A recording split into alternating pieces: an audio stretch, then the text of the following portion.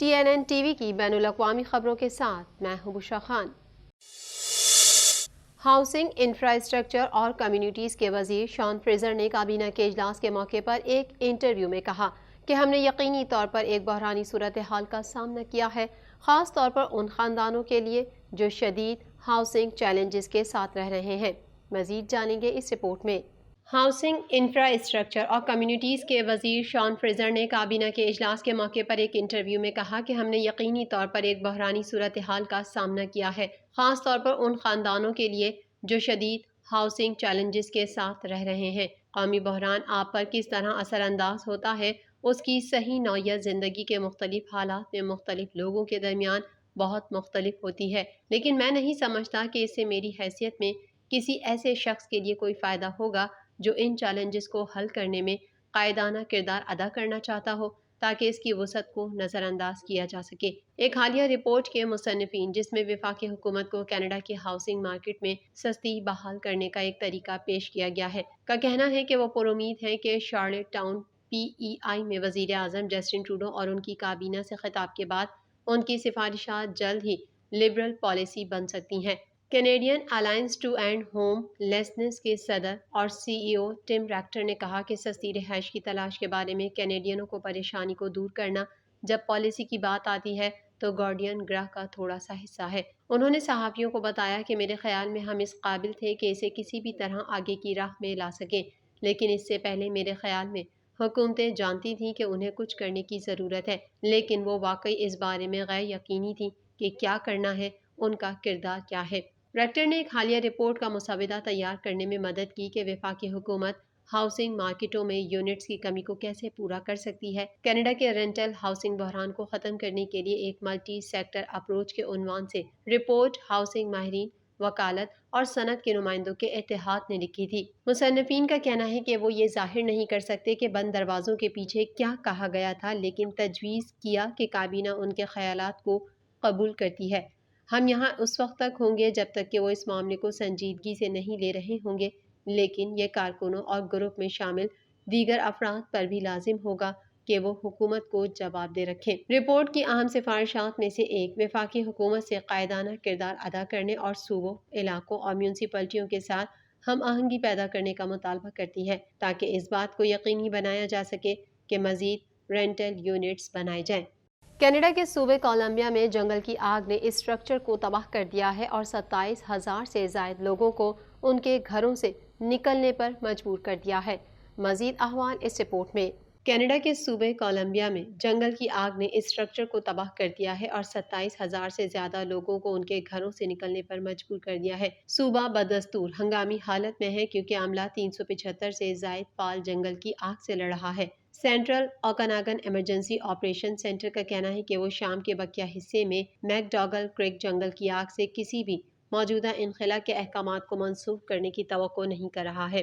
ایک تحریری بیان میں ایجنسی کا کہنا ہے کہ اس کی ترجیح رہائشیوں کو ان کے گھروں کو واپس لوٹانا ہے، لیکن حکام اب بھی اس بات کا جائزہ لے رہے ہیں کہ سب سے زیادہ مؤثر اور بروقت طریقے سے ایسا کیسے کیا جائے۔ دریں اثنا ماحولیات کینیڈا کا کہنا ہے کہ منگل کی رات اور بدھ کی دوپہر تک کیلونا میں بارش اور ممکنہ گرج چمک کے ساتھ طوفان کی پیش گوئی کی گئی ہے۔ BC ایمرجنسی مینجمنٹ کے وزیر باون ما کا کہنا ہے کہ صبح آدھی رات کو صوبے کے جنوبی اندرونی علاقوں میں بہت سی کمیونٹیز کے سفر پر پابندی کے حکم کو ختم کر رہا ہے۔ باون ما کا کہنا ہے کہ مغربی کیلونا کا غیر ضروری سفر اب بھی ممنوع رہے گا اور حکام مسافروں کو جھیل، کنٹری اور شو سواب کے علاقے سے دور رہنے کا سختی سے مشورہ دے رہے ہیں۔ BC پریمیئر ڈیوڈ ایبی کا کہنا ہے کہ وہ صوبے کے جنوبی اندرونی علاقوں میں جنگل کی آگ سے متاثر ہونے والے لوگوں کے خدشات کو سمجھتے ہیں، خاص طور پر وہ لوگ جنہیں وہاں سے نکلنے کے لیے کہا گیا ہے اور وہ ایسا کرنے سے گریزاں ہیں۔ کینیڈین بلڈ سروسز نے کیلونا کے علاقے سے باہر کے لوگوں سے خون اور پلازما عطیہ کرنے کی اپیل کی ہے۔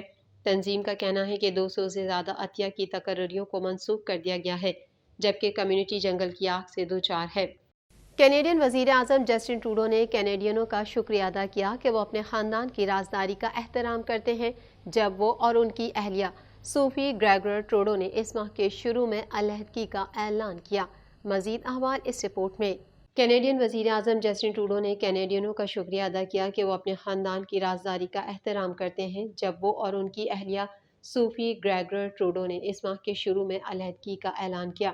ٹروڈو نے پی ای آئی میں میڈیا کی دستیابی کے دوران کہا، میں واقعی کینیڈینوں کا شکریہ ادا کرنا چاہتا ہوں کہ وہ ہماری پرائیویسی اور ہماری جگہ کا احترام کرنے کے لیے انتہائی مہربان اور ناقابل یقین حد تک فراخ دل ہیں۔ 3 روزہ کابینہ کی واپسی سے پہلے علیحدگی کے اعلان کے بعد سے یہ ان کا پہلا عوامی بیان تھا۔ میں نے بچوں پر توجہ مرکوز کرنے، ایک ساتھ رہنے اور آگے بڑھنے پر توجہ مرکوز کرنے کے لیے خاندان کے ساتھ بہت اچھے 10 دن گزارے۔ ٹروڈو اور گریگر نے 2 اگست کو سوشل میڈیا پر پوسٹ کیے گئے بیانات میں اپنی علیحدگی کا اعلان کیا۔ ان کی شادی کو 18 سال ہو چکے ہیں۔ وزیر اعظم 3 روزہ کابینہ کے اجلاس کے لیے شارلٹ ٹاؤن میں ہیں، جس کا مقصد ایک انتہائی مشکل موسم بہار اور موسم گرما کی کابینہ میں بڑے رد و بدل کے بعد حکومت کے زوال کا ایجنڈا تیار کرنا ہے۔ سینئر حکومتی ذرائع کے مطابق اس تبدیلی کا مقصد اگلے وفاقی انتخابی مہم سے پہلے کابینہ کو آگے بڑھانا تھا۔ میں ان تمام لوگوں کا شکریہ ادا کرنا چاہتا ہوں جنہوں نے پچھلے کئی ہفتوں سے پرجوش خواہشات کے ساتھ،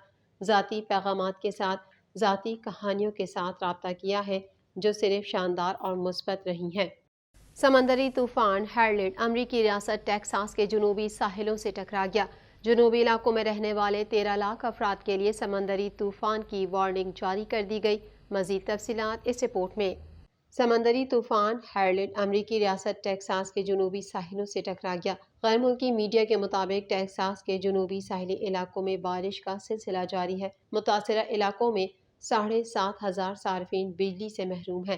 سیلابی صورتحال کے خدشے کی وجہ سے مواصلاتی نظام متاثر ہونے کا امکان ہے۔ امریکی محکمہ موسمیات کا کہنا ہے کہ طوفان کے زیر اثر ٹیکساس کے ساحلی علاقوں میں 3 سے 5 انچ تک شدید بارش کا امکان ہے۔ ٹیکساس کے جنوبی علاقوں میں رہنے والے 13 لاکھ افراد کے لیے سمندری طوفان کی وارننگ جاری کر دی گئی ہے۔ علاوہ ازیں امریکی ریاست کیلیفورنیا میں سمندری طوفان نے تباہی مچا دی ہے اور شدید بارشوں کے بعد شہریوں کو سیلابی صورتحال کا سامنا ہے۔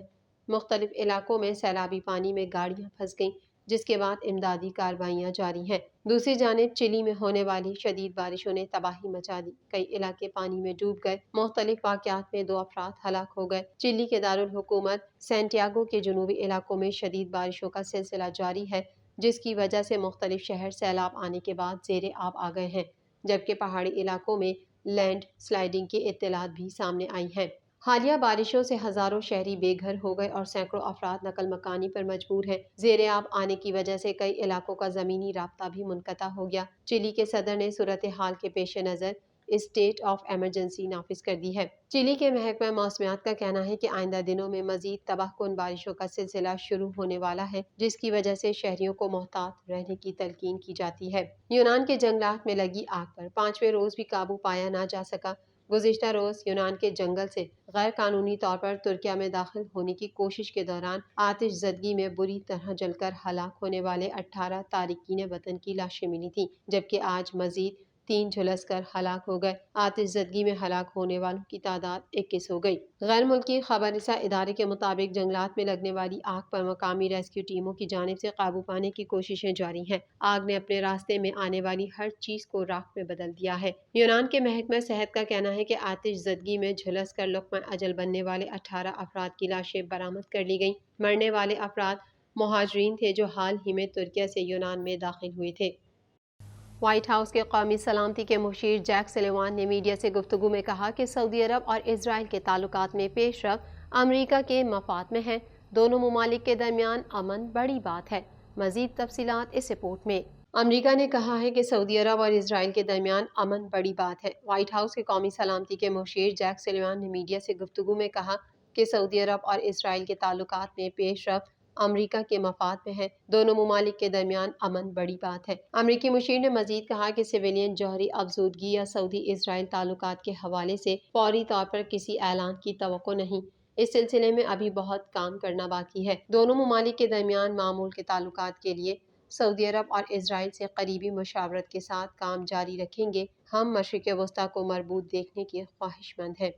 TNN TV کے نیوز بلیٹن میں فی الحال اتنا ہی۔ مزید خبروں اور اپڈیٹس کے لیے دیکھتے رہیے TNN TV۔